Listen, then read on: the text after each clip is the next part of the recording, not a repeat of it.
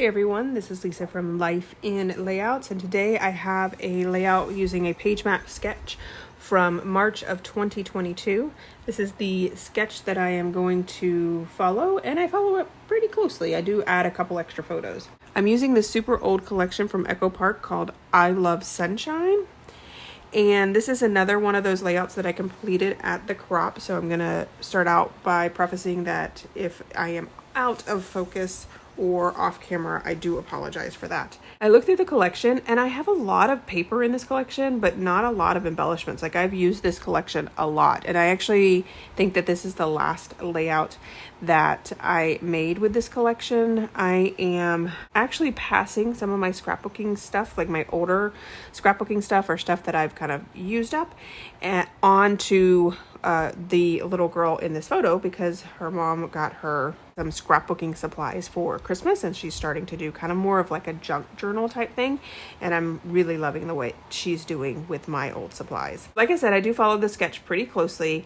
and I'm going to go ahead and add the photos and the paper down. I'm going to leave the space kind of in the middle because they're going to be 4x6 photos all the way across. And I do end up using this like square paper, and I'm going to actually end up with one row above and below the photos. Like, I thought I was going to use a lot more than what I did, but after I get the photos down, it covers up much of it, so I just go ahead and cut it down. These photos are of my friend's children. They decided to play in this like little tiny kiddie pool in the front yard, and it's mainly for the little one. So there's kind of an age gap between her. She's got two older kids and then a younger one, and so there's a kind of an age gap between them. Because of that age gap, the older kids tend to get to play and do things that maybe they wouldn't necessarily do if the little one wasn't there.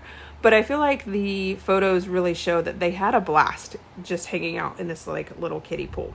I'm gonna go ahead and cut the paper up so that it will fit both on the left and right hand side.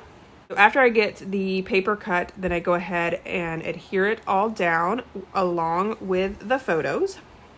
And this is where I figure out that I only need that one strip, and I actually end up covering up like half of the top strip anyways.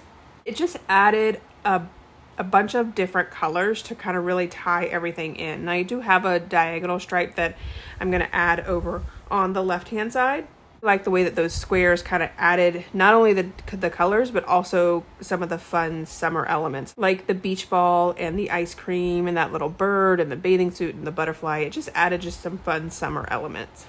Once I get the photos down, I realized that I needed to kind of add another piece. So I went ahead and added this wood grain, which I really like the wood grain. It does not go with this collection at all, but I feel like it just added just enough texture to the layout. I also added this orange banner, and I saw this trick by another YouTube creator. I'm not sure who it was, but if the sticker has a lot of intricate pieces like this particular one does, if you just go ahead and put it on the back part of the sticker sheet, it will get out all those pieces. I did have to use my pokey tool to get out some of them, but a lot of them just stuck right to the back of that adhesive piece. And then I just used my X-Acto knife to trim off the piece so that it is perfectly flush with the wood grain piece there. And then this is where I'm going to go ahead and cut out that diagonal stripe. I think I cut it out probably in a 1/2 inch, and it was just to cover up that edge that I thought would be covered with the wood grain, but it didn't end up being covered. I'm going to go ahead and line everything up on the right hand side of the layout and get the photos down on that side as well. And of course, I'm using my T-square ruler and the left hand side of the page to line everything up and make sure that that blue piece lines up, because there's only a little piece on the left hand side and kind of a larger piece on the right, and it's supposed to look like the blue piece spans the entire page. This is where I realized that I was supposed to put that blue piece of paper down underneath the pink and those squares, so I just used my spatula to pull a piece up and make it work. On the sketch, it doesn't call for 2 smaller photos on the right hand side, but I had these 2 extra photos, and I really liked the way that they looked with the larger photos kind of spanning across the layout, and then having those 2 3x4 photos on the far right hand side.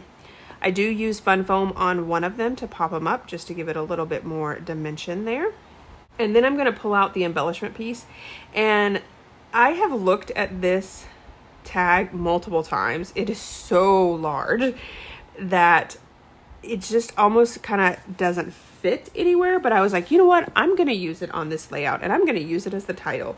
So the title is going to be "It Can't Get Any Better Than This." I did have to move the photos down to allow for that really large die cut. I feel like Echo Park adds these really large embellishments that doesn't really work well. So sometimes those just kind of end up in the leftover piles, and I really wanted to kind of challenge myself to get that used up in this particular layout. On the sticker sheet, I find these flowers, and I really like the way that the flower looked on that wood grain, so I went ahead and took up that Fun in the Sun and then moved it over a little bit so that the flowers fit perfectly on that wood grain.